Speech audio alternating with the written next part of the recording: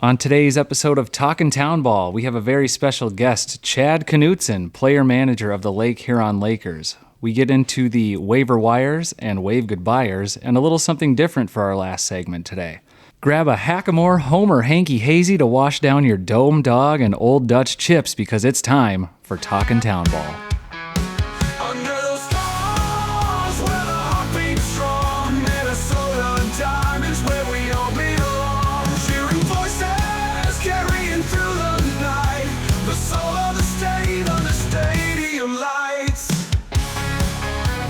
Welcome back to Talkin Townball. Today's date is Wednesday, April 16th. And Jordan mentioned a couple things in our intro. Some waiver wire and wave goodbyers. John, do you have some waiver wires and wave goodbyers? John, was that you take this one away. This is a phrase I coined. I don't know.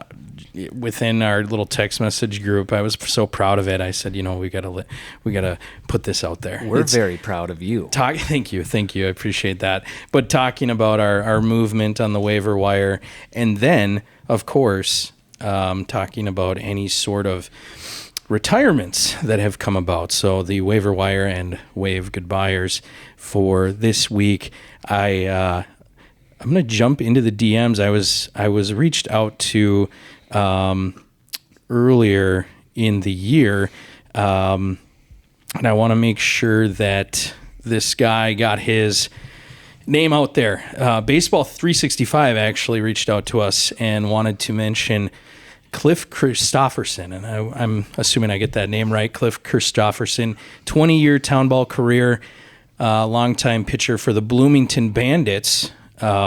Played for Baseball 365 after the Bandits folded, and they said that they believe he had about 75 career town ball wins as a pitcher. So kind of fitting for us today as we get into that Class A preview and rankings later in the show.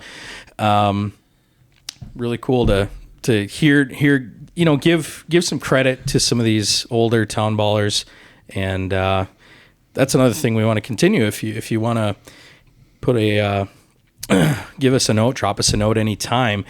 We'd love to give these guys that have had these illustrious careers their flowers, and as they ride off into the sunset, So cool to give some love to Cliff Christopherson as he retires. Congrats to Cliff. 20 years. That's amazing. So my first question is going to be, when 365 may or may not have 8 guys, they're going to call him, though, right? They're calling him.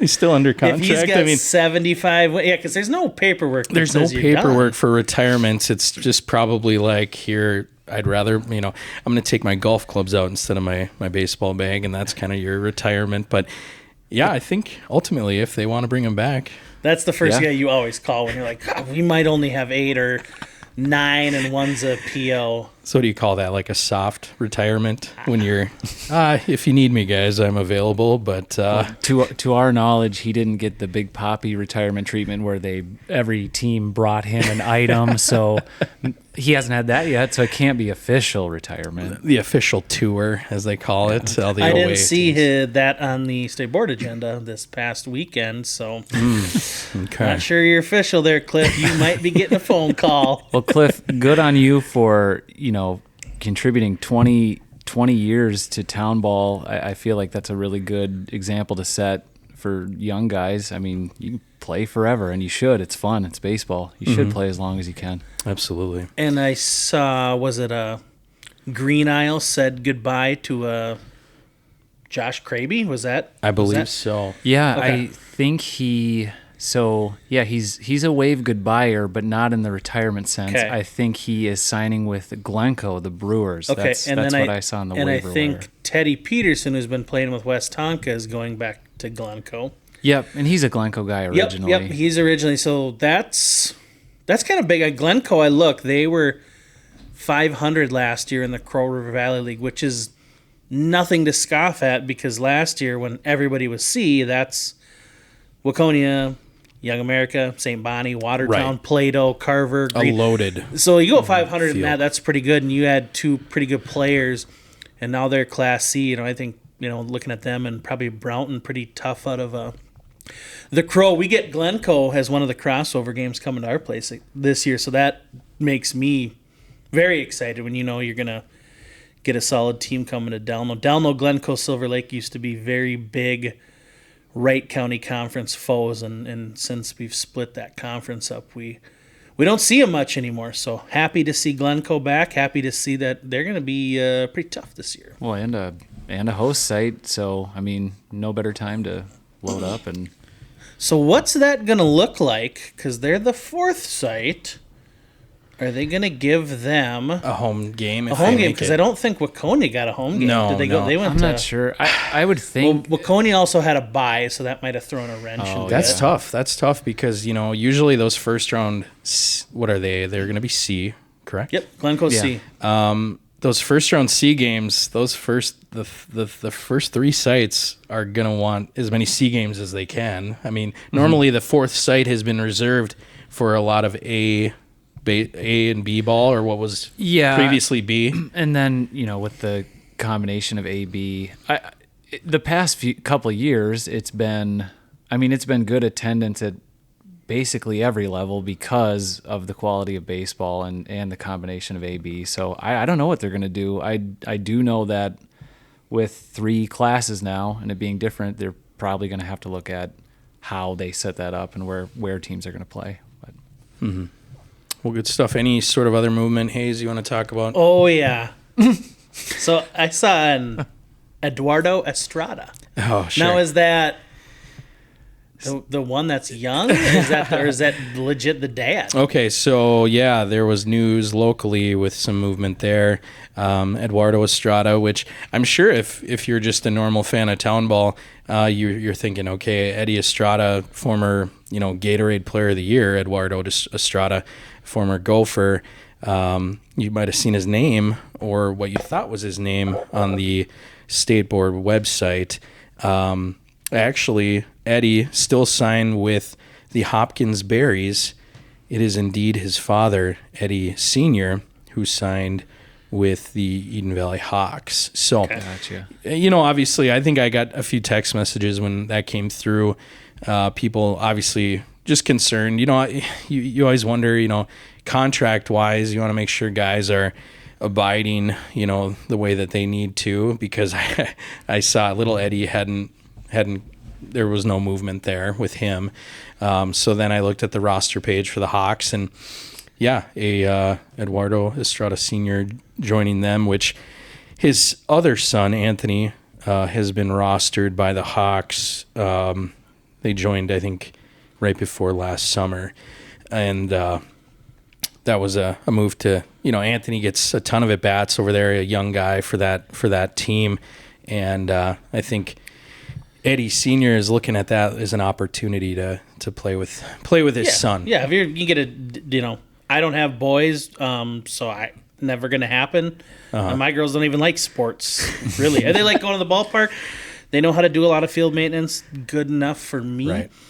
They cost me a lot of money at the concession stand, but that's a cool opportunity. So yeah, I don't know. He hasn't played in how many years? So Right. Hopefully he turns his Blues jersey back in. Yeah, And, exactly. I think Eddie Sr. has actually been. He played.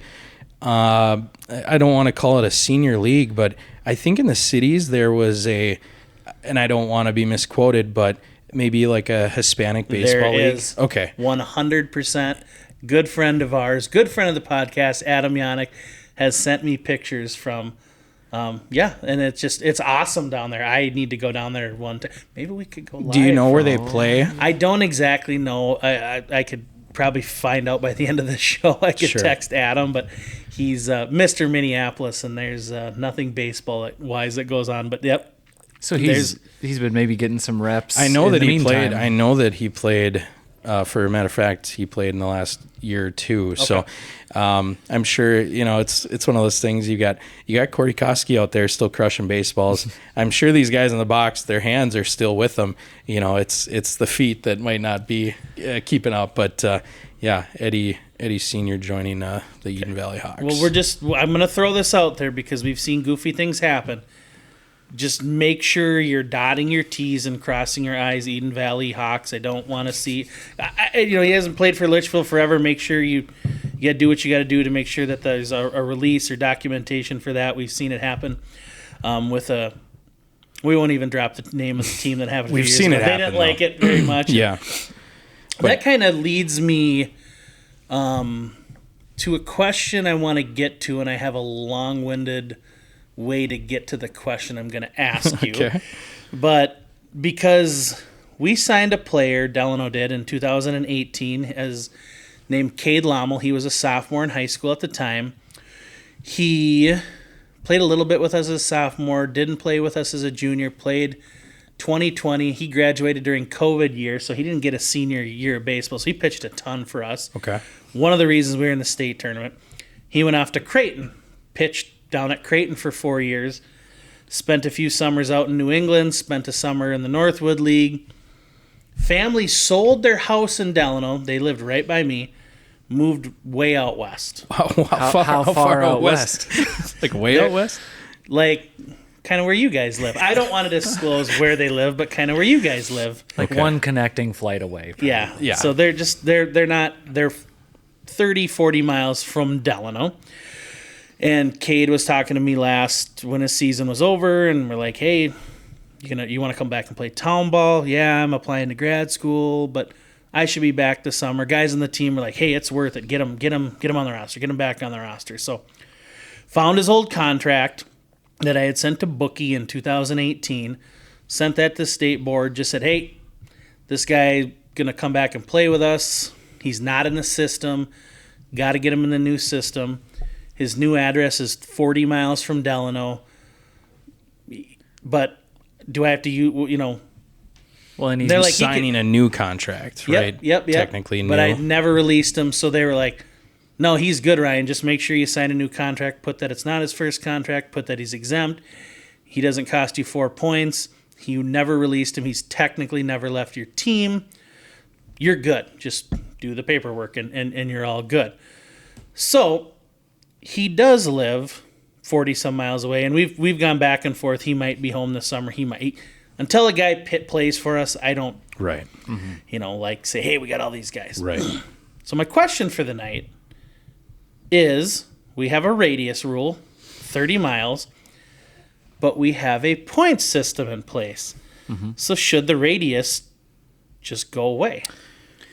I think, the radius is different for different classes still. Is that right, or is it not? Nope, it is 30 miles for the whole state.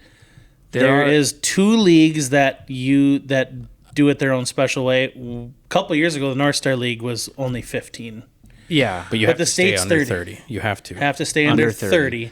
Okay, yeah, I was gonna say I know that there are leagues have implemented at least a couple leagues that are like every town is 4 miles away or 7 miles away, and they're like, okay, that's what our line's going to be then, because we're all these little towns next to each other. I think Stearns County, you could have certain guys over a certain range, right? You could have a certain amount of them over a certain range. I don't know, but I think it's the Central Valley that you can have 3 or 4 guys 15 and beyond. Right. Okay. Everybody else has to be if you 15 are and under. If you're a manager of a team in one of those leagues, please get in our DMs and let us know what your rules are for your league, if that's different from the 30-mile radius. But as of now, it's 30 miles for every team. That's the radius. So you're asking ultimately, if you're going to bring in a guy from 100 miles away and he's willing to make the sacrifice every night to drive that distance, and his player points are, correctly being applied, why can't that be the case that you could bring him in, right? That's what I'm asking. We have a point system, right? Do we need a radius anymore? Mm-hmm. Do we think it's in interest of like fairness to build? I don't want to go like full NBA here, but is it in the interest of not building super teams or something like that? Is that what they're thinking? Yeah, you probably look at it like teams need to retain hometown talent the best they can, maybe. Mm-hmm. So getting community members or at least someone within 30 miles, the idea of town ball being like traditional town ball representing your town and city, you definitely would be getting away from that kind of core value a little bit. But then you get bumped up a class if you right. You know what I mean? If you're going the quote super team route and all of your players are 3-4 points apiece, well then you will be an A team. You're responsible for your roster ultimately. Well, and I know that's the state board has preached that you can set up your roster how you would like it to be. Just know these are the points. So yeah, it is a good question. Do we need the radius then? If you can make your roster how you want it based on player points and you're aware of what you have, yeah, do we need that? I could see what I could see happening there is like there is always teams, especially I'll say like West Metro, that have been riding the line between the class above them and then they're actively sitting below them. I could see a lot more teams bumping their roster up to play right under the limit, trying to bring in people, but still being like well aware of where their points are sitting. There'd be a lot more attempts to try to ride the upper edge of C and even the upper edge of B. Like this would be like a wildly specific example, but player X is 47 miles away. We don't have the 30-mile radius rule anymore. He's worth 2 points, but he's a good ball player, and we are 4 points under what the next level would be. We can afford to sign him, and then the following year we'll make cuts. Yeah. And you kind of dance around it. Well, but at the same time, like, you better be a hell of a salesman if you're going to get a guy drive. Yeah. You're going to have somebody on your team that probably knows the guy. Right. And we've run into it too in Delano, and Delano I consider a rural suburb. We're West Metro. So, yeah, I've had guys that play college ball like, hey, so-and-so. And years ago, I'd be like, well, they're inside the loop. They can't play with us. Well, they're 17.5 miles away. They can't play for us. Mm-hmm. So, that's kind of the whole, I guess, argument to or against it. And again, like, if when we were in the North Star League, I got to get this person to drive to Delano for every home game. And then I got to get them to drive past Delano for every road game. Right. And in 2022, I got to make 4 trips out to Litchfield, and last year I got to make a bunch of trips out to Dassel for playoffs. No, but I mean, again, like if a guy is willing to do that, right? Why?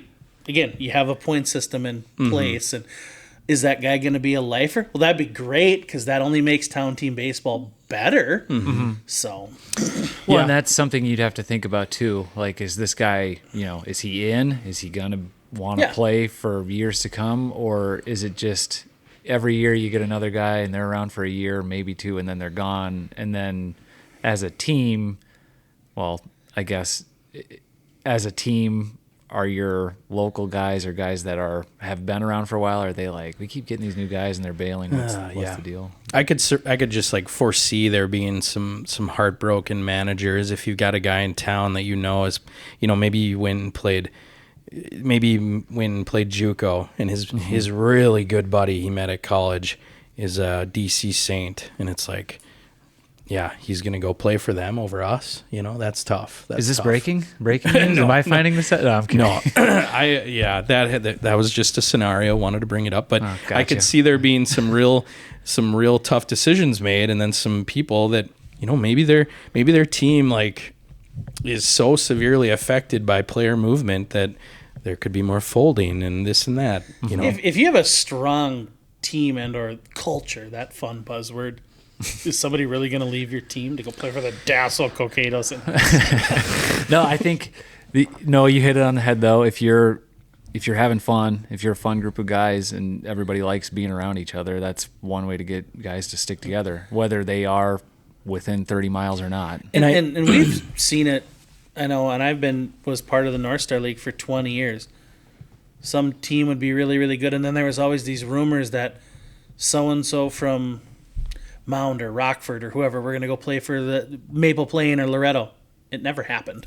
Yeah. No, Never happened. Townball rumors are so funny Yeah. because you hear that all the time. They're like, "Well, so and so team's getting this guy, and you better watch out." And then you Loading up. It doesn't happen, and you never hear about it again. It's like, oh, okay. Is that? And then another rumor the following year. There's teams, and we're going to go through Class C in a couple weeks, the rankings, and there's going to be a lot of new teams making the state tournament, and all those guys on those teams, they never left their teams that haven't made it to the state tournament in a while. Mm-hmm. So, It's a fun topic to talk about. Fun what if. Well, and thing. I did see too, because there was on the state board agenda, and they haven't posted the minutes yet, but there's two gentlemen that that are going to go to school at UND. So they're going to have a Grand Forks address. Mm-hmm. They want to play Townball. There's no college baseball team at UND anymore. Maybe they play club, maybe not. They're going to school for aviation, so I'm guessing they're going to take classes over the summer. Mm-hmm. They just want to play baseball in the summer. Right. Yeah. There's no team within 30 miles of Grand Forks. Oh, right. So there was like, hey, can they play in the Rabble, the Red River Amateur Baseball League?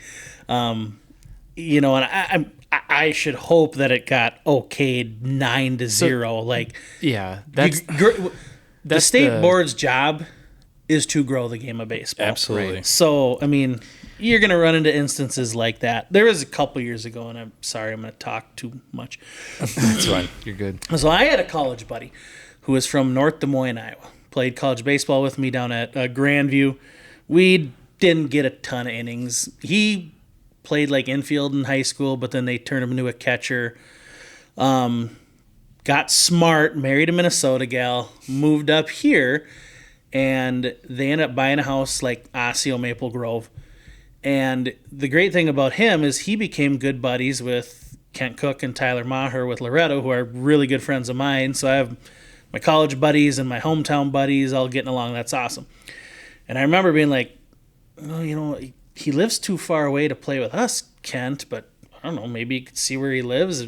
Yeah. Everybody will take a catcher. Oh, right. You 100%. take pitching and then catching. Yep. I'm like, so I don't know, you can see, and at that time we were the 15-mile radius, and he's like, nah, we checked, he's like 17.3. So he just never played town ball with anybody. And would he have? I don't know. No, it's just he didn't have the option. But didn't have the option to, but he knew two guys on that team. So with these two UND students, they're not within 30 miles of any team, but the Rabble, that's the nearest league to there, and they're requesting, can we play for a team in this league? Yep, that was it looked like the request. I don't see any problem with that. I would assume the board, and we don't know what they're going to decide, but I would assume they would say, yeah, go for it.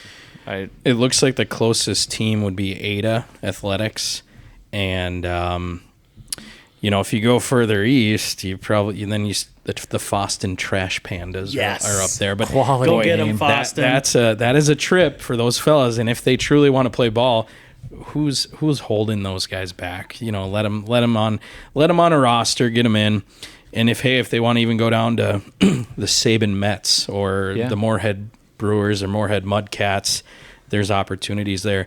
Make it a weekend trip for these guys.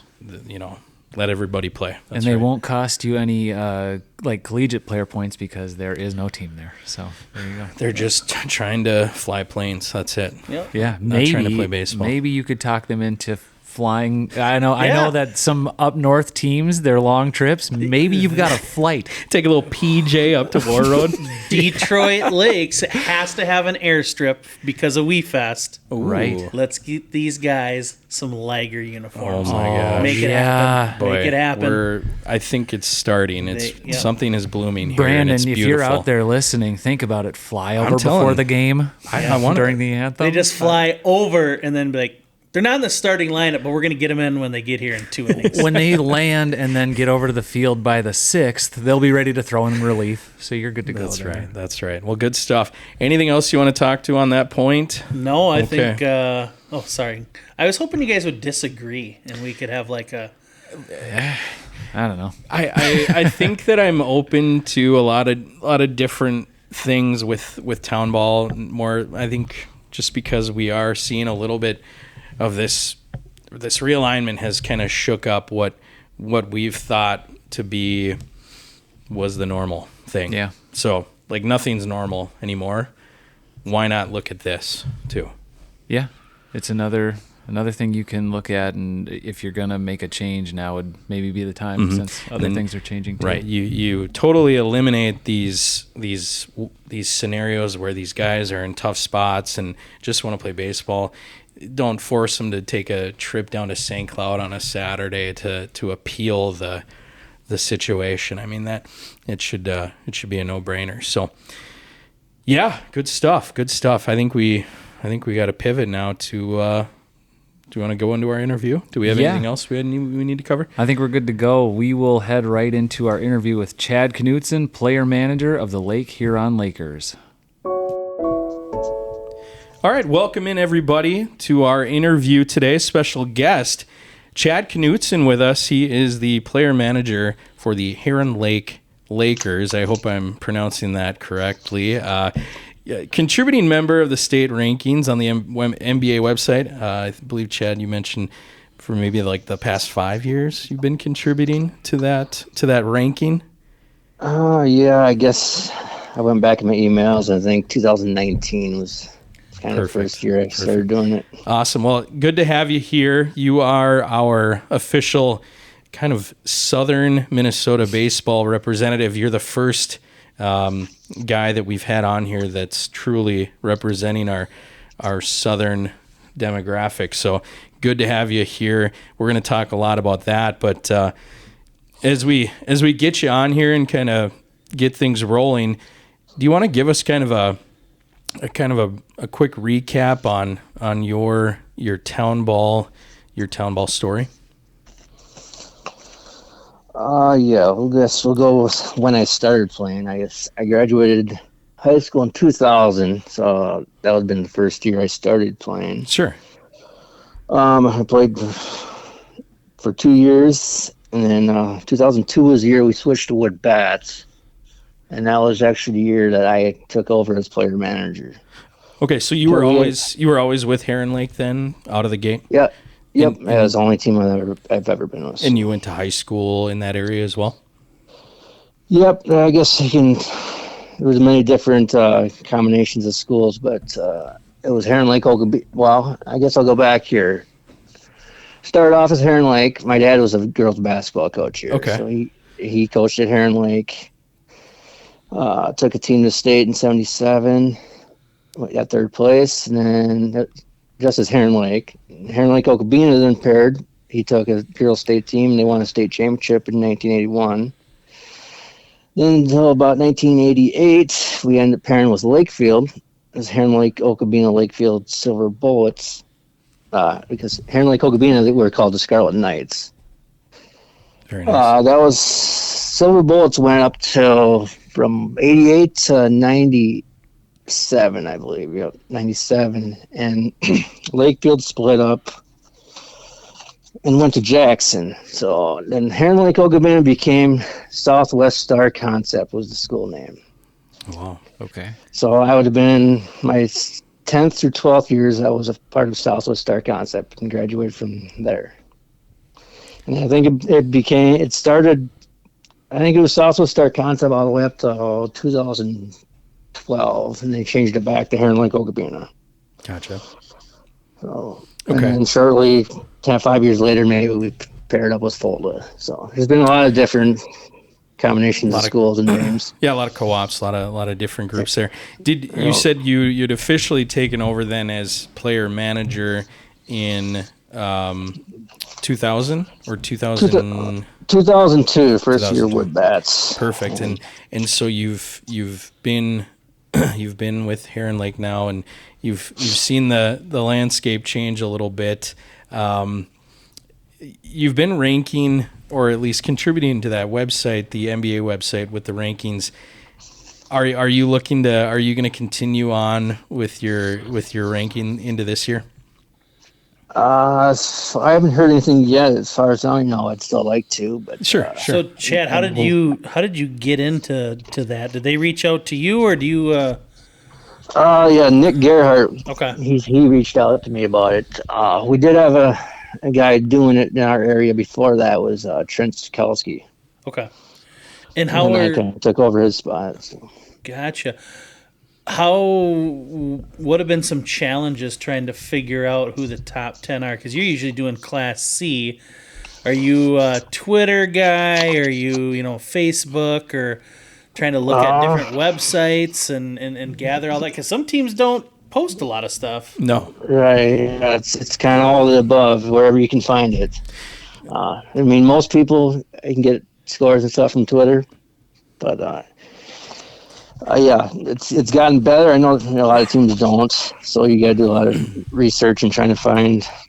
Kind of just going off records on a lot of it, but I mean, I myself, I've been to majority of the ballparks in the state myself too.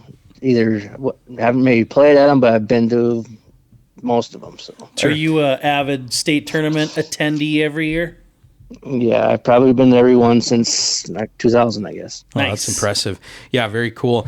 When going back to the rankings, do you feel like sometimes the rankings that are contributed, do you feel like sometimes you're a little bit underrepresented at the kind of as you go further south? Do you feel like there is a little bit of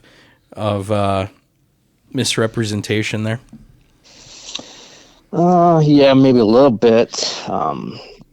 Because if you look at the rankings, they're kind of all between the four of us. They're basically the same teams. There's a few in there that get changed a little bit, but it's kind of the perennial power guys that have been to states year in and year out. So.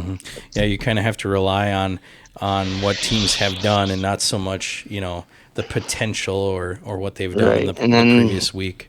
It kind of does the preseason ones. I'm almost just going off of, teams that were in the state last year. You're preaching to the choir. We're going to be the same way you're doing it. Yeah, we're going to be going into our Class A rankings right after this interview, and boy, for a bunch of Class C boys here, we're going off a lot on history. We've also seen some of these teams, and we know a couple standout players. But boy, we're going 100% off of a lot of it just being past performances, especially the year before. Right. Well, very cool. You've got this new Region 10 down south, and we want to kind of cover that. Can you just talk about previously, or even just up to last year, what Heron Lake, what that region looked like, and then what it will look like in this upcoming season? Sure. I guess, yeah, we were Region 13 before this, and region numbers are kind of a little strange how they do them, but yeah. I guess I just looked up I'll just go here. The state tournament teams, I was kind of doing research on this. Sure. From when I played, and then also from 2012, that was the year they switched and went to 48 teams for Class C. Okay. So that would have been a 13-year stretch of doing that. Now we're going to be switching it again. Yeah, a lot of leagues. Was the first? Did the first night league? Did that represent the entire region? No, it's been the first night and the Gophers ever since I've been playing. Okay, so that isn't new. No, and then the majority of teams have kind of stayed the same, and we kind of play as one league really. Sure. But we split it up. We play our side twice and then the other side once. But so first night league and Gopher League kind of have they're a little bit almost like a divisional setup. Yep. And then usually we have the league champs for kind of to get automatic bye to the region. Well, that's how it's been the last few years. Mm-hmm. But we also, we're a little different than most regions. We do a best of 3 series throughout the whole thing. I mean, Okay. some regions have kind of changed that a little bit, and like maybe their earlier rounds. I can't quite remember what year we started. I don't think it was 2012 right away. We were always kind of a double elimination before that, but So you can end up playing quite a few games then, I would think, with 3-game series. And how many teams generally are you used to having in your region? Is it, do you have like an 8-team bracket, or is that what you've typically had? Or yep. So we would have a league playoff okay, to get down to 8 teams, and then the 8 teams we'd seed them, okay, got and it. then 1 through 8, and then best of 3 series. So it's basically 4 weeks of best of 3 series. Now, are there any teams that were in that region last year that were bumped up to B? Yeah, it's both Fairmont and Laverne. Okay. So a little bit different. Is there? So now this year you're looking like 9 teams total between the first night and Gopher. Is that going to change kind of the outlook? I mean, those 2 B teams that have left the region now, were those 2 teams, were they favorites previously to get out of that region? Yes, pretty much. I guess I went back from 2012, both Fairmont and Laverne, in the 13 years. Fairmont made it 10 years, and Laverne made it 9. Okay. Fairmont won the championship in 2020. Yeah. Right. Laverne is always usually Laverne, Labor Day weekend team. So those Yeah. 2 teams, they were regulars to get And some bids. 2 bird teams, by the Then way. Hadley's went 7 times, Jackson 5, Milroy Irish 4, Wyndham 2, and Worthington 1. Gotcha. And then Wilmot Cardinals twice before they folded in 2015 range. Gotcha. So as you get into this 2025 season, do you, I guess, have any idea as to who would maybe be the favorite of that region to get those 2 state bids? Or is there a top 4, top 5 that'll compete? How does that new region look? Well, I think Hadley is always tough. I'm the you got to be considered one. Hadley, Jackson, Milroy, and then them also, I guess. Wyndham is always. They always seem to have the top pitching. Whenever they get beat out, all their pitchers get drafted. So Sure. And who do you have hosting that region this year? well, the idea of going to best of 3 series was Right. everyone gets a home game at least. So during that series, the high seed's going to host the first game, and then it's usually a Wednesday, Friday, Sunday. And the game 2 would be at the lower seed, and game 3 at the high seed. Unless you don't have lights, we got 2 teams in our league that don't have lights. We are one of them, and Hadley is another. And there's been a couple times where we actually played each other in that. So we don't have lights. Usually the high seed will have to defer and find a place to play. So the times that have happened, we've played, I guess it'd be essentially our home game, either at Laverne, Worthington, or Jackson, even 2, I think we've played. Can you talk a little bit about the kind of the mileage? I mean, you mentioned Laverne. They're right on that southwest border, right? Yeah. What's the longest, I guess, drive for teams?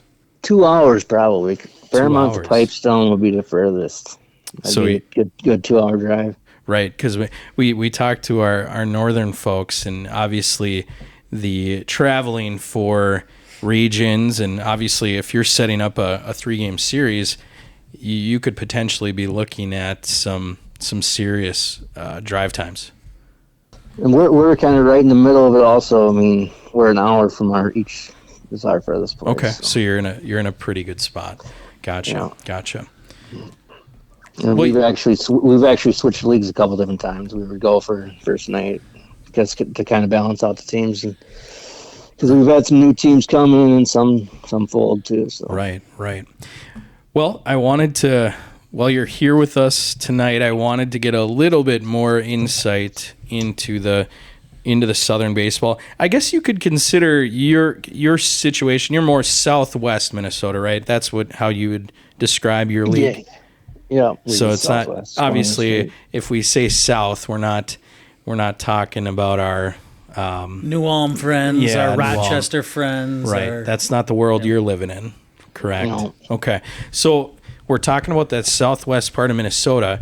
I wanted to give you a few rapid fire, just little questions about the fields, the people, the food, just little things here. And if you have a few answers, absolutely you can give us that.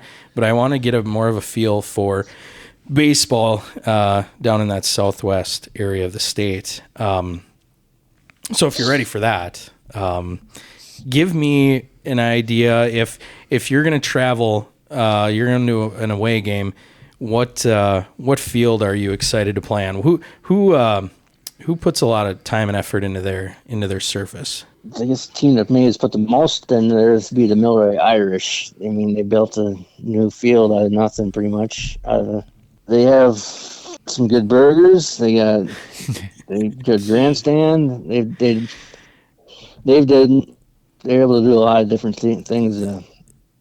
Just make baseball experience very, very, very good. Right. So they're kind of the whole package over there. You kind of you jumped the gun on that. I was going to ask you too, if you were going to travel somewhere, what are there any concession stands that stand out to you Aside from Milroy's Burgers. yeah, maybe we can get away from Milroy a little bit. Well, Laverne is pretty similar. I mean, their concessions are not very good.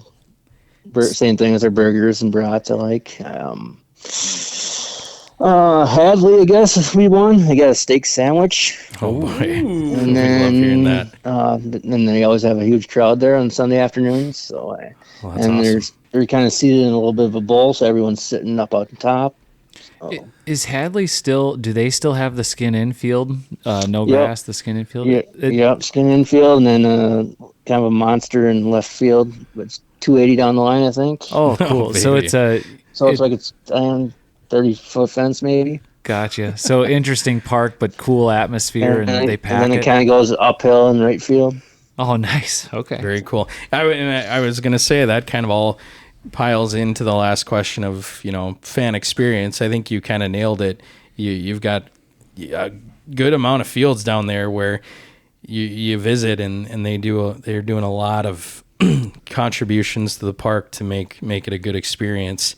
The last little question, is there any sort of standout players down there that maybe we need to be aware of, that, like, say you're hosting a team and you know somebody's going to be tough either on the mound or in the batter's box? I guess we just go from our region. Yeah, you can do that. Just if you're just counting, I guess the teams, the B2B teams, would be Fairmont and Laverne. Because Laverne can swing it pretty good. They're usually that's a what team we've heard. that hits lots of home runs. A lot of their guys are college players. They're playing at USF. I think majority of them went to USF and a few to different other places. But Well, yeah, they're right they're across the college border there. players. Yeah. Anyone in Same thing with Fairmont. Fairmont has some D1 players playing for them. Luke Becker and Spencer Tripick. I guess as far as if we go by our region, Jackson's got some veteran guys yet still playing. Andy Wolf and Blaze Jacobson, they're still playing. They're still very productive. high level players, sure. Blaze is our That's our insert cover guy. That's our insert cover. Not our No, the insert. cover. Our cover the cover guy. of the 2023 Did you program. did you hear about this, Chad? Yeah, he's an art teacher. He actually taught it in Heron Lake Lakers for a little bit, and then he went to his hometown's Jackson, and he's teaching in Jackson. The Jackson now, but Bulls. Yeah, quite the Yeah, he connection. did that. He did that illustration for that 100-year book. And that was through And basically. that was from the 2020 championship with Fairmont celebration. It was cool because that Ryan and Jordan and I, we got to lead the charge on our the advertising side of things, and it was I don't know who had the idea to have this submitted by a fan type situation, but really cool thing that we were really happy we did with hindsight there. Just a super cool cover.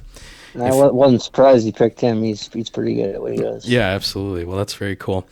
And he actually played with us too for early 2000s. Had some years with the Lakers. Yeah, maybe 99 to 2001. Okay, so back in the day a little bit. Gotcha. Yeah. I think. Yeah, right. Did you? I guess as far as your home ballpark, I believe is it Heron Lake Memorial Field? Is that correct? I guess we don't call it that. That's probably what it says. We call it Laker Field. Laker Field. Or some people even. Summer rec coach Rick Haverman, he does a lot of umpiring for us, or he has in the past. He'll call it the yard. The yard. So, classic. We love that. So we're gonna, before we let you go, Jordan's got a great question because he saw your uniforms. Oh, we got to talk about this. We got to talk about the uniforms before we send you off here. yeah. So, long story short, we saw a picture of your uniforms, and I did a deep dive. I did a little bit of a deep dive into Heron Lake. We are fans. We think they're awesome. We think they're cool. Great color scheme. Awesome colors. We think Great they look jerseys. great. I was on one of the uniforms where it says Heron Lake. You've got Heron Lake. Heron Lake. That's kind of why we put the bird on there. Yeah. Well, so this is funny. It's a heron. Right, correct. I shared this picture with Jordan with your two kits on here, your red one especially, and I said, "Wow, look at these. We got to talk about these jerseys."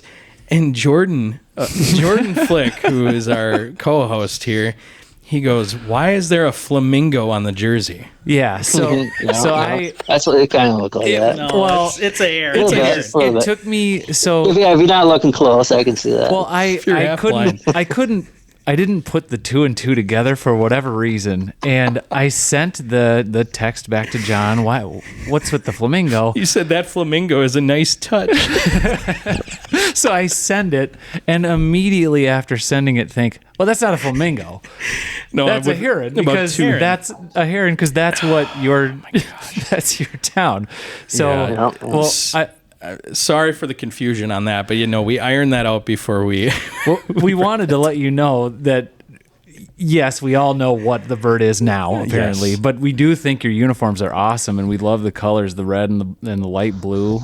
We think that's a great look.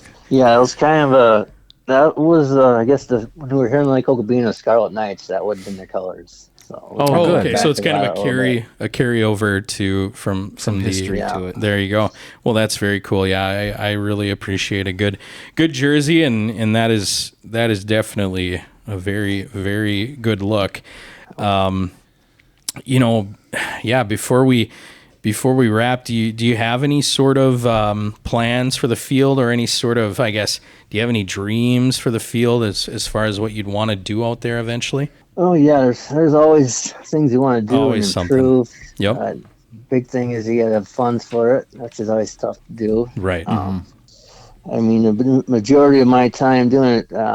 We've had some fundraisers over the past. We've had Dad's Belgian waffle feeds, but a lot of times it's money's coming out of my pocket or my brother's pocket. Mm-hmm.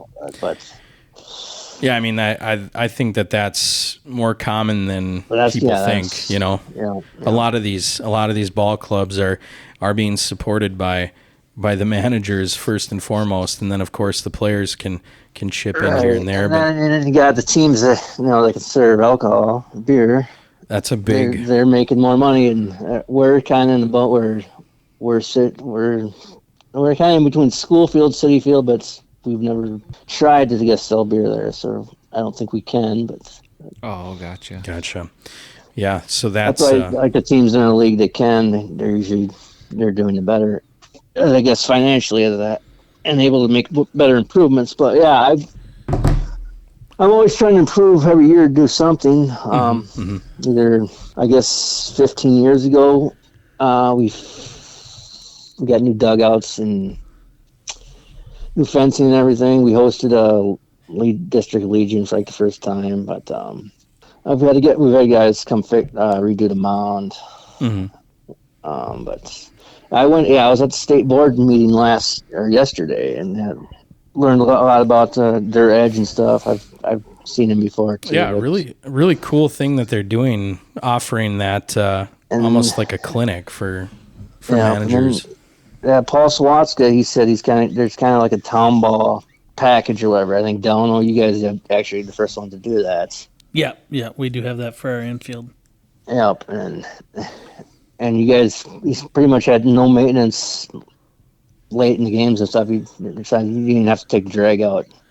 You just had to bring a brush in a few areas. Yep. Yeah, I would say managed very well. Yeah, for our high school season last year, they probably would have had about 4 or 5 games get postponed.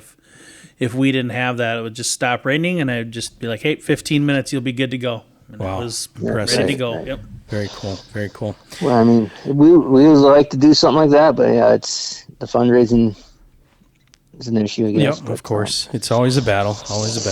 And with most people, it's kind of just a family issue or a couple groups of families. I mean, just kind of with most town ball teams. It's a couple groups of family doing it. So. Right. Yeah. Supported by small. Yeah, it can be sometimes a very small group like that. But yeah, good to hear that you're still rolling and thriving out there. That's awesome. Well, I think we've kind of reached the end of our talk tonight. We want to wish you good luck this year in that new C. Do you have any I guess opinion on that new realignment before we go? Are you pro realignment? Are you indifferent on it? What are your thoughts on that? No, I like it. I think it kind of should have been that way. Well, I guess in the past it kind of was. A lot of these teams that were B had kind of trickled into C, and now they're kind of going back to where they were. So I mean, okay, yeah, just as the viewpoint from a smaller town, you're definitely seeing it. Yeah, competitive field, right. It being a little bit more fair. Yeah, well, the majority of the teams. Like past 5, I don't know how many, at least 5 years, you'd always see the same teams in that Class C. I guess you're going to see some new ones this year for sure. Yeah, we discussed that before the interview. You said you'd seen some rankings drop on Twitter. Definitely some new teams that probably wouldn't have been close to that top 10 in previous years. Right. I guess would you want to go through kind of each region? We are going to talk Class C, or you going to talk about that? We're going to have an entire show dedicated to our C rankings. I'm glad that we talked a little bit about your region though tonight, because you're giving us information that we didn't have before. So we're definitely going to utilize that as we get into our C rankings in a couple weeks, actually. So no, we're not going to put that on you tonight. So we don't want you to get yelled at on Twitter like we're about to get yelled at. So. Yeah. It's a dangerous job. All those fake Twitter accounts. Yeah, exactly. Yeah. The burners, they can be ruthless for sure. Yep. Well, awesome, Chad. Thanks again for joining us tonight. Really wish you good luck this year and have a good 2025 season, and we'll try to keep in touch. All right. All right, you too. Awesome. Thanks for having me. Yeah, thanks, Chad. Good talk. Thanks, talk to you later.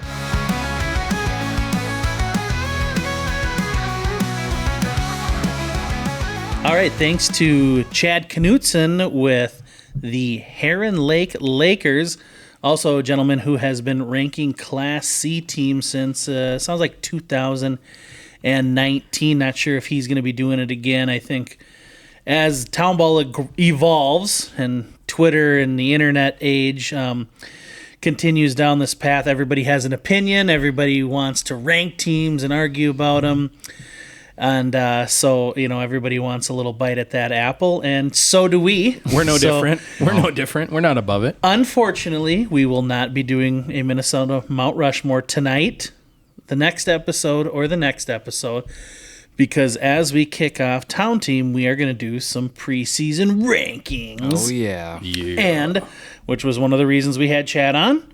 But we are going to start from Class A. The next week we'll do B. And the following week we will do C. Now, John's been driving me nuts. Oh, boy. because he just keeps calling everything regions. I can't figure this out at all. So I really can't. We're going to get everybody set straight tonight. Class A is sections. Class B is districts.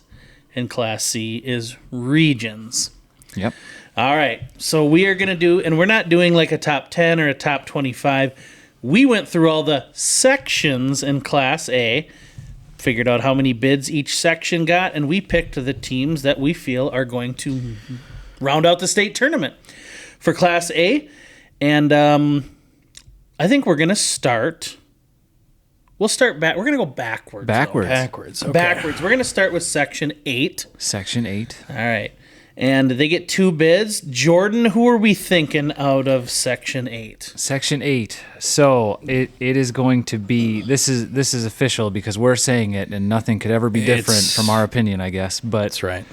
Section 8, it's going to be a party in Moorhead because both the Mudcats and Brewers are going to grab the 2 bids from Section 8. That is our prediction based on, previous years, how teams have finished. The Moorhead Brewers have, recent history, been a very strong class, B team. And they've made some runs to Labor Day weekend in Class B.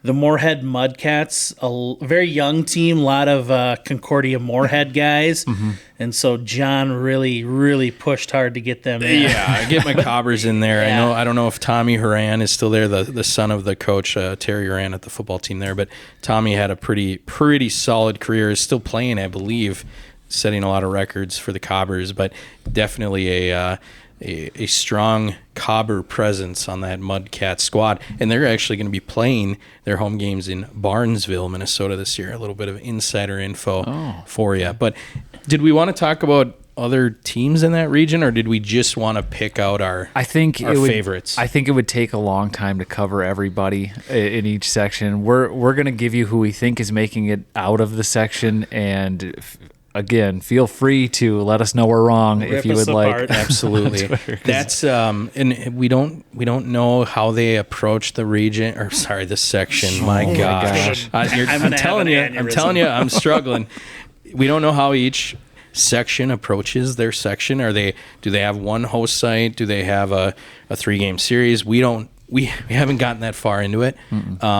But that is obviously in that northwest. The Moorhead's obviously up northwest. Yeah. Are there teams that are connected to that section that are down in the cities? I actually think it's a couple of the North Metros. That might be where Hibbing is.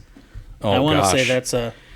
Yeah, maybe that's something we need to look into, because anytime Moorhead's connected to anybody in a region or section or district, they're bringing in, they're playing teams from pretty far away. So, well, you know what? We're just going to do this.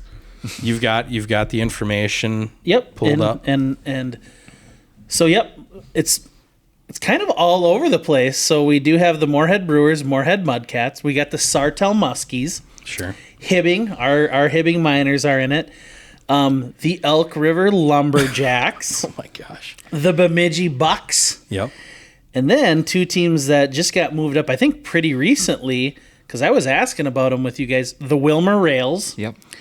And just kind of in our backyard almost, the Monticello Mighty Oh my Polecats. gosh. Yeah. So this is the most widespread section. You'll find out as we move along here to each section that most of them are just made up of 1, maybe 2 leagues, or a split league kind of division thing. This is a spattering. This is 5 leagues. It's made up of the Corn Belt. We have teams from the Corn Belt League. The Rails. Eastern Mini is Elk River. Yep. Northwest Border is Bemidji and Hibbing. Sauk Valley East is Monticello. Sauk Valley West, Sartell Muskies. And then the rabble, that's the 2 more. Imagine that text chain and said, "Do you want to meet up? Do you want to meet up at Zorba's in Alexandria halfway? Yeah, where can we go? Where can we all meet to discuss how we're going to do this? That's ridiculous. Brainerd. Brainerd. Yeah. For the Hibbing people. Of course. I think Zoom. Zoom they're is zooming probably it. taken advantage of for They're sure. zooming it. All right. I am interested to see how, if there is a host site or how they're going to work that. That is super interesting.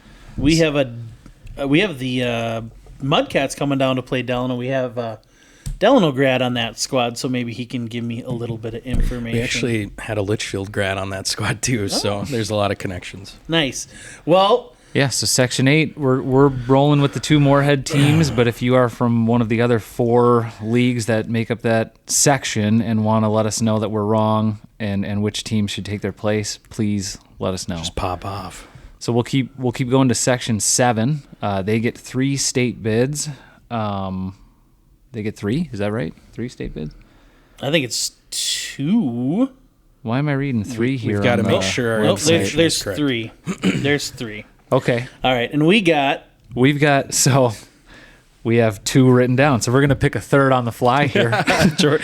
Ryan can be our well, pick. that's fine. The two of the 3 that we have picked, St. Anthony, the Hogs, and Stockman's Irish, both teams that historically have been in the state tournament, whether that's A, B, or A-B together. They've both had success at the state tournament Yep. level. So we hosted in 2023. We had Stockman's at least once or twice. They got some attention because they're the Irish, but they had red and blue and green uniforms. And they were catching some Twitter heat. Yeah. I thought they looked pretty sharp, but Okay. But no, they're a solid team. St. Anthony Hogs. If you ever go to play at Litchfield and then you go to play at St. Anthony, there's a reason St. Anthony has their field set up the way they do and their Yeah. dugouts is because their high school coach, Troy Erdahl, is a Litchfield guy. And he went over there, started coaching high school baseball. Great high school baseball program, by the way. But it was I remember going there in high school, I'm like, it's like Litchfield. Yeah. And he's like, oh, yeah. That's is. where I'm Designed from. exactly for. And I'm glad you bring that up. The Litchfield people, they like to call it mini optimist over there. So very cool park. We have St. Anthony visiting us this year. Excited. Well, they've got the Erdahl connection, and I believe a young Erdahl is playing on that team now. So They have hosted when Class A was kind of disconnected from the rest of town team baseball. They often were a state tournament host site. So, and we're gonna go with the third one since we've played them and they've made the state tournament. And they used to be called the 508s, but we're gonna go with the North St. Paul Snowmen. They are have been in the state tournament before.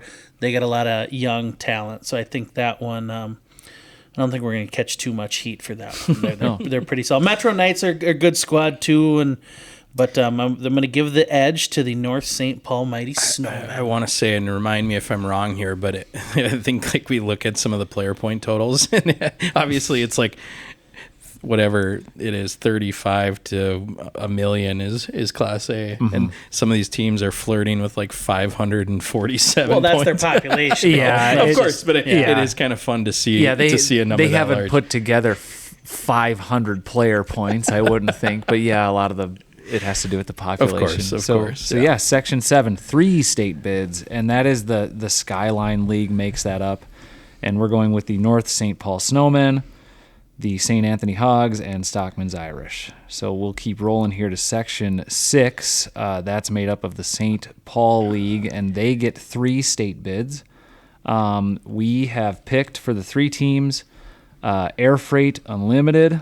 We've got Unlimited. Air Freight Unlimited. We've got Highland Park, and the St. Paul Hops are the 3 teams that we've selected.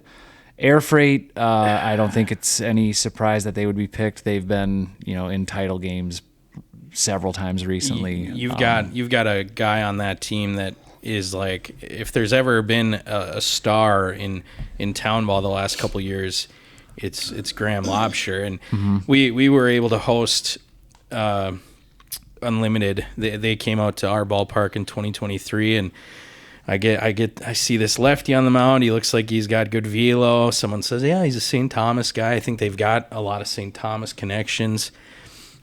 the guy ends up throwing 20 strikeouts that game. It blew me away watching him on the mound. So they've got some absolute monsters out there. Did he set the state tournament record with Yes. with his 294 strikeouts in the tournament? He had 60 strikeouts, and I want to say it was 4 games. Jeez. That sounds right. Yeah, so they won the state title 2 years ago. I believe they finished second last year. Yeah, because 2023 was the first year that B and A mixed. They won it. And then last year, I think either Meesville beat them in the semis or Meesville beat them in the title. Meesville beat them in the title game last year. Yep. And then in 2023, they beat Shock. And they won That's right, they won at Dassel. Oh, no, Dassel. In Dassel, Dassel, yeah.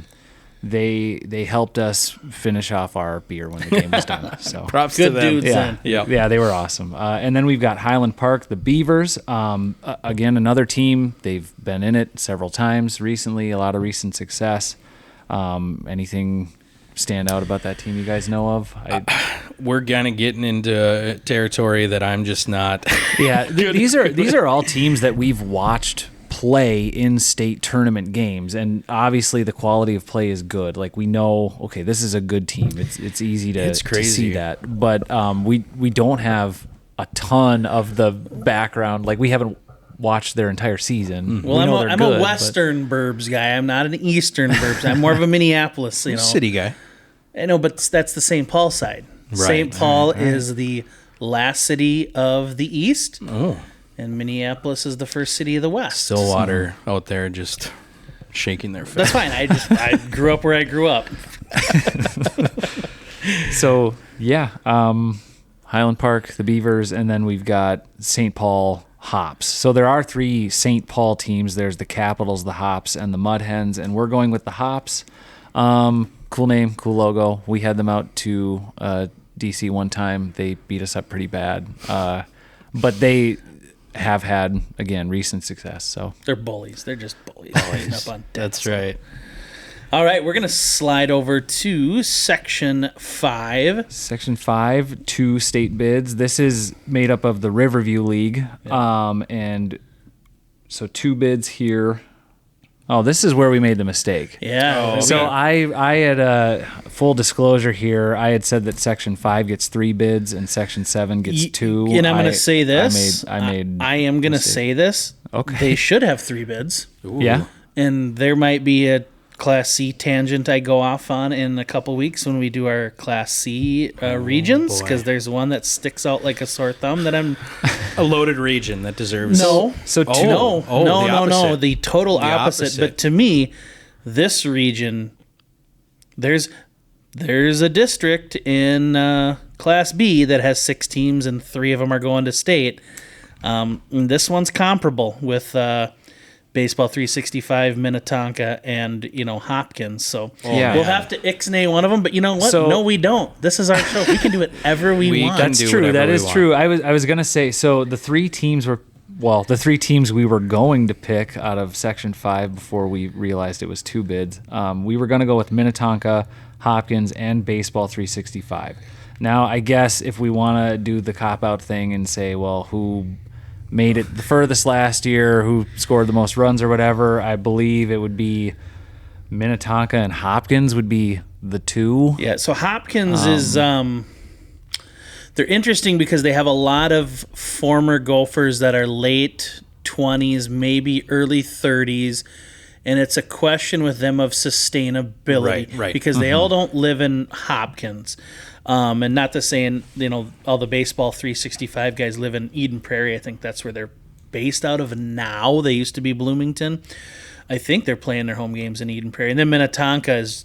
They're the Monarchs now, on switch from the Millers to the Monarchs, trying to build a new dynasty under the Monarchs. Yeah, if you don't know, the Minnetonka Millers had won. They have the most state titles of any townball team in the NBA. Mm-hmm. So they made the switch. I don't know the entire story behind that, but they are now the Monarchs, possibly different group. Although I do see some of the same guys involved there. So sure. but they, again, historically good. Last year they made a good run. So we will go in Section 5 with Minnetonka and Hopkins and Baseball 365. I just so that I can throw this in there too, just with some insider info, that Hopkins team with the Gopher alumni, they've made it known that they want to for sure give it another shot. Yes. Usually what that means is they're going to give it their all for a year, see how it goes, see how everything meshes, and who knows, next year it could be a completely different roster. Yeah. Yep. So moving on to Section 4, there are 3 state bids for this, and that is a fact. I'm reading it right off the site right now. But Section 4 is made up of the Park National League. The 3 teams we are selecting from Section 4, the Minneapolis Cobras, Lions Pub, and the Minneapolis Angels. So there's 8 teams in this section, or in the Park National League. 5 of them are the Minneapolis something. There's the Angels, Blue Sox, Cobras, Mudcats, and River Rats. And then there's the Metro Merchants, Lions Pub, the Warriors, and then the Crystal Cowboys. We're going with the Cobras and the Angels, and then Lions Pub. Cobras have, last I'd say decade, a perennial Class A team that's playing Labor Day weekend, fighting to get the state championship. So it's just kind of that question: is their core getting a little older? Or are they able to continue to sustain it? Love them because they call themselves the Snakes. Mm-hmm. They play at Parade, and since you have to rent Parade, and then you have to pay to park at Parade, and they do like a 6 o'clock, 8:30 doubleheader with the Class A teams. They get their money's worth and they drink out in the parking lot, and they have a cool sword. Yeah. Is it a sword or is it like a staff that has like a cobra on the end of it? And they also have a catchphrase. It is tough. TUFF. They have a catchphrase too. I think I've seen it floating around on Twitter. They say "Behold," and then they do like a pose in their picture. And I would love to know the backstory on that. So someone from the Cobras getting our DMs and let us know. They're pretty legit. They're actually, I'd say, probably borderline loaded. Minneapolis Angels, actually a pretty historic group too. We got them together for a pregame ceremony back in 2023. So that's the Angels have a long history of winning too. Mm-hmm. Yeah, we've had them out to our park in DC. They're not afraid to travel. Times. They're not afraid to travel. We've played. I believe we've seen them at an Atwater tournament too. So they're not afraid to travel. So that's kind of. I think most of the Class A teams, Minneapolis, St. Paul based, aren't afraid to travel because, like I said, they're renting a field and they're paying an umpire. Because when they reach out to teams like us, they're like, well, we'll cover half the ump, or we'll cover the ump, because when we have to do that and probably spend a couple $100 renting the field too. So, yeah, I mean, it's, when they reach out to me, and my big thing to them is, what's your fan base look like? Build your fan base and bring them to the ballpark. Like we all have nice fields in here, good for us, but we're trying to put on an event. When we especially have non-league games, you want to get some butts in the seat. You do. If you're setting up a special night, and you're bringing in a team that doesn't bring a fan, or maybe they bring a spattering, it's a little bit disheartening. But Mm-hmm. at least if you're going to do that, then buy a case of beer and buy burgers. Yep. Make sure your money's being spent at the concession stand. So the 2 Minneapolis teams and Lions Pub, another team, they've been Historically good for a long time. Cool bar. Yeah. Cool pub. Excuse me, pub. Cool pub. Yeah. Or is that an English thing? And do we really want to? I don't know. I believe. That's a pub. That's absolutely a European thing. I know European, but English. Yeah, I don't know. Irish. I don't know. Let's go Irish. Let's make it Irish. I feel more comfortable. We beat the English in the Revolutionary War. We don't. Yeah, for our boy Rory McIlroy, we'll say it's an Irish thing. Yeah, did he win that golf thing? Yeah, he won the golf thing. He did win that golf thing. Okay. Yeah. Cool. All right. Well, we are on to Section 3. Section 3 is the Metro Mini, and they get 3 state bids. We are going to select Champlin Park, the Low Gators, Forest Lake Brewers, and the Coon Rapids Redbirds. We did a little diving into this. a couple of these teams have made it to the state tournament in recent years and have had success, Champlain Park especially. And then there are teams, I believe it was Coon Rapids that we looked at. They had a lot of history of making it and having success, and maybe the past year or two they just missed out, and this is potentially a big bounce back type of year for them. I don't know what we have to base that on, but they're historically good. They're an angry bunch, too. If they make the state tournament, Hutchinson, Gaylord, Brownton, whoever is your social media person that's like, if you're doing the welcome to the state tournament, don't forget them. Like the second after they qualify, you better post something about them.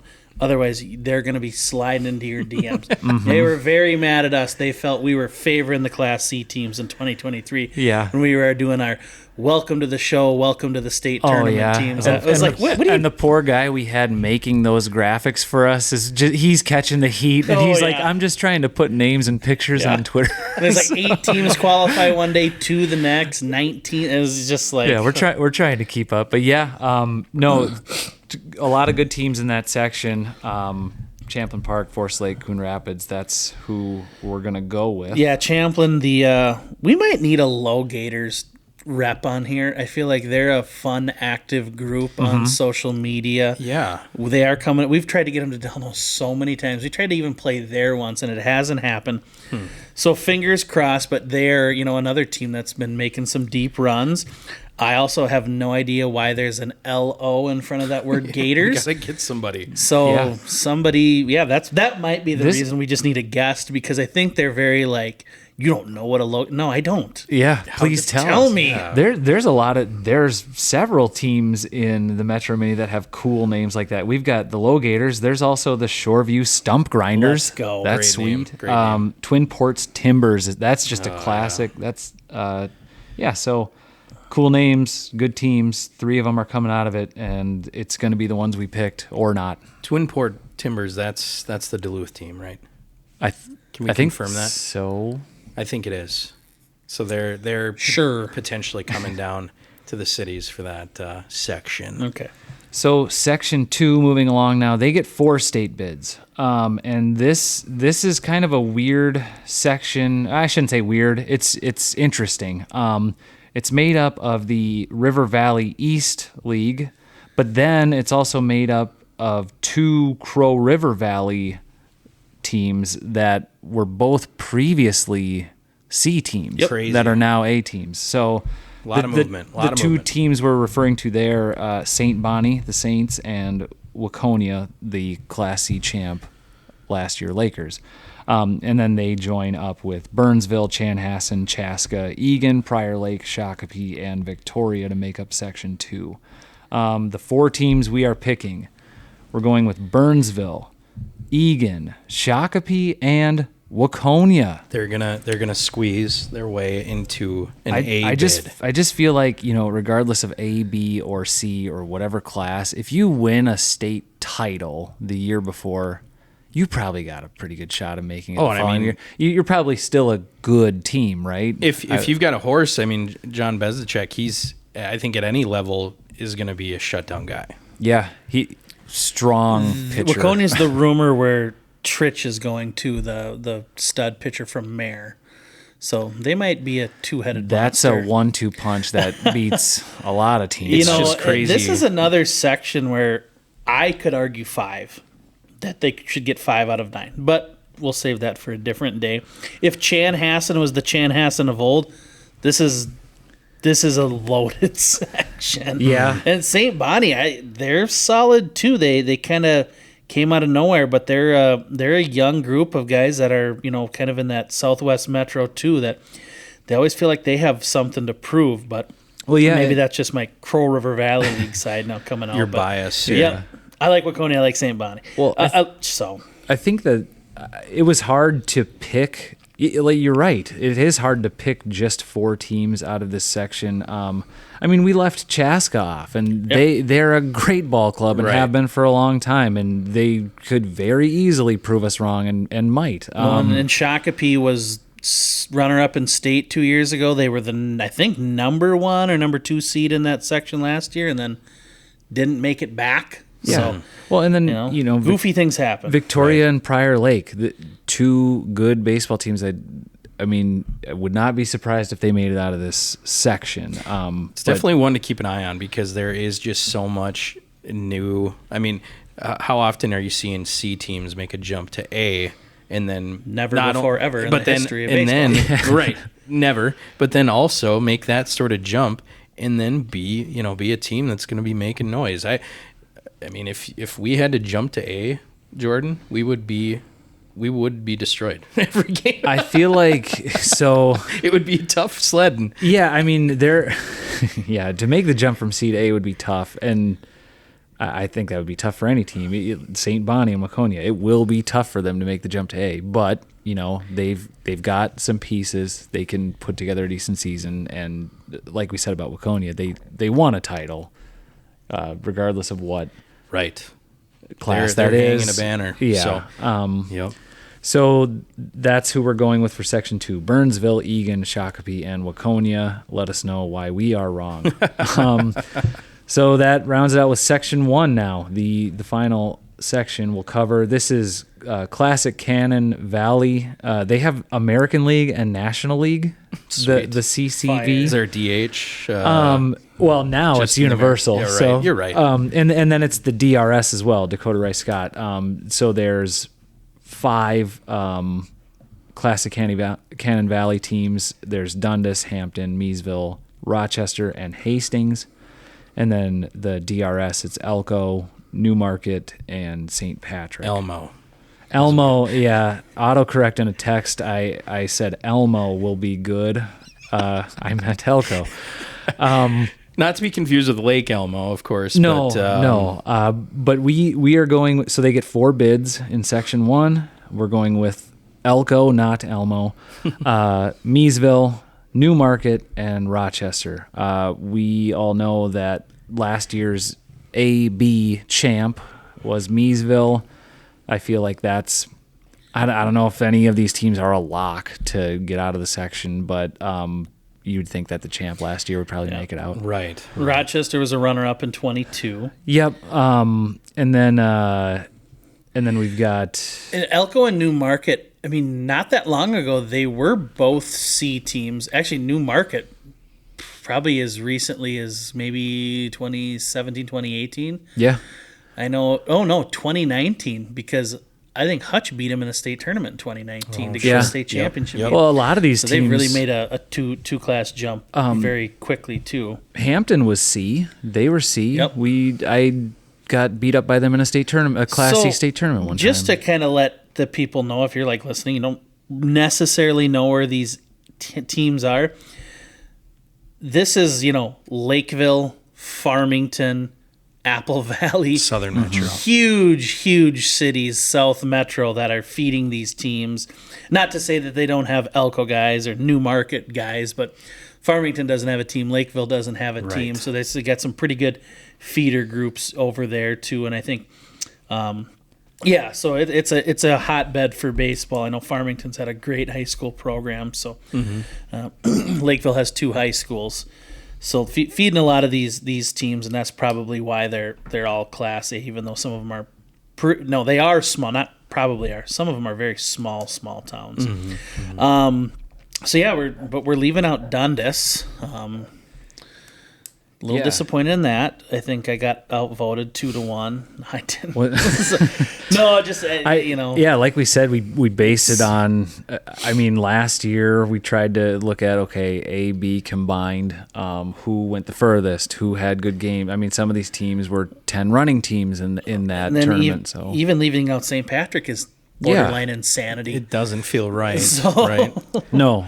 We know we're probably wrong on most or all of this. But that's who we're going with for Section 1: Elko, Meesville, Newmarket, and Rochester. So I think what we want to do is give you just a tidbit of history on the past few state tournaments. We'll go back to 2020.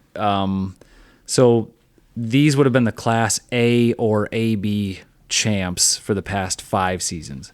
So we'll start with 2024 and work backward. Meesville over Air Freight in 2024, 2023 was air freight over Shakopee, and those were the 2 years that were A-B combined. Prior to that, it was just Class A. And in 2022, it was St. Louis Park over Baseball 365. 2021 was air freight over Highland Park. And then 2020 was the Minneapolis Cobras over Minnetonka, who was still the Millers at the time. So those are the last 5. I don't know. Do we dare pick? Here's who we think will be champion, or do we not? Throw a dart at the wall. Throw a dart. I think we can say it'd be tough to. It'd be easy to go the Meesville air freight route. Maybe we pick a team other than those two that we can throw a dart at the wall at. Well, on the 2023 selection show, I think I picked the Hopkins Berries, and they stabbed me in the back. Well, that was one of our teams we had coming out of Section 5. Are we saying that they're going to be the No, we're not. I'm not going to pick them. I'm not picking them. All right. Hayes got burnt once before, so he's... I'm going to look at this list here. Put this on the bulletin board, Hopkins. Do we put Hayes does not believe in you. You know what? I would say... Are we all going to pick our own, or we have a group? I'm in agreement. If you want to pick a team, I'll support it. I will say when the Monarchs, or what they were, the Millers previously, there are some killer mustaches on that team, and I just want to point that out. Not to say that they'll win a championship with mustache alone. Well, it can't hurt. It can't hurt, absolutely. I'm going to pick the Burnsville Bobcats. Ooh. That's who we're going with? All right. I'm going to go with Bobcats. We're riding with you, Hayes, so Burnsville it is. Congratulations, Burnsville. You are Class A champions. I went down the alphabet and air freights the sexy picks. I'm like, I can't do that, and then went to B. Burnsville. There they are. So you've heard it here first. They have won a title in the past. I don't know when the last time would have been, but not that long ago. Maybe late 2010s. I think they won a title, or I don't know, in the 2010s. I know last year they were pretty. Them and Egan were pretty solid out of that. So Burnsville hang the banner. Kind of like the Chicago Bears. Preseason, they're winning every year, but hopefully you have better luck than they do during the actual season. But I like Champlin. I also like Meesville. All right, don't water it down. You picked a champ. I'm going to name every team. I like the Snakes, the Cobras. Okay. Yeah, behold. There's your final 4. All right. Well, yeah, we're rolling with Burnsville. Those are all of our hot takes on who's going to be state tournament teams. Right. Again, tell us we're wrong, and tell us who you think is right. What's fun about A is we have no skin in the game. We're not like personally involved here. Right. We're made up of 2 C teams and a B team. So it's going to start to get awkward here in the next couple weeks when we start talking like how is Delano going to pull through next week? You got to tune in and find out. Right? Yeah. That's exciting. Well, I know Litchfield's winning Class C. You can't give away your pick. I've been giving it away almost. I forgot last episode, so I need to double up on one of these. Double down on your claim here. I'll somehow throw them in the Class B state tournament next week. I'm going to sign a couple guys preseason. We'll get into B. I'm sure you will. All right. Again, hope you enjoyed the show. Hope you enjoyed the rankings. Our interview with Chad Knutson, with the Heron Lake Lakers. Talked a little bit about what our thoughts on the 30-mile radius and if it should stay or go. So yeah, that's the show. B next week, by the way. Class B next week. Again, no Mount Rushmore. Please listen, though, after our interview, because we'll do Class B rankings. So. Perfect. All right, that's what we got. Until next time. Under the